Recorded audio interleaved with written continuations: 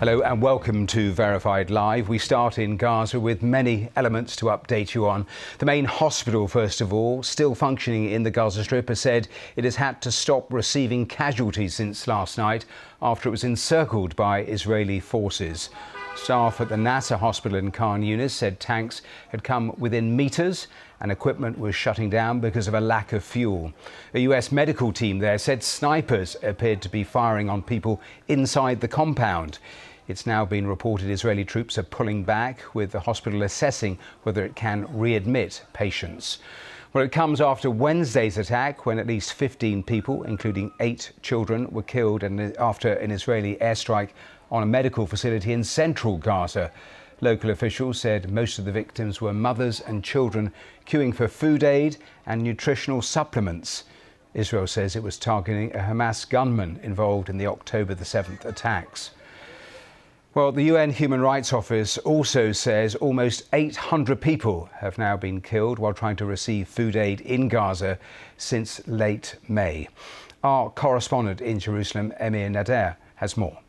Palestinians have said on the ground, in terms of the fact that when they've gone to seek aid from the Gaza Humanitarian Foundation points, which is this new controversial US and Israeli-backed mechanism for delivering aid, sites where Palestinians must go to retrieve boxes. It's been criticised as being an extremely militarised and humiliating system of seeking, of distributing aid. Palestinians there have said that they are regularly coming under fire, Israeli fire, and hospitals as well are recording bullets in bodies, bullet injuries from those who've said they've been going to seek aid. We have at times seen the Israeli military acknowledge that they have fired upon Palestinians seeking aid and saying that they will review their processes, but we are daily hearing about deaths at those aid distribution points. And in fact, the distribution of aid has become one of the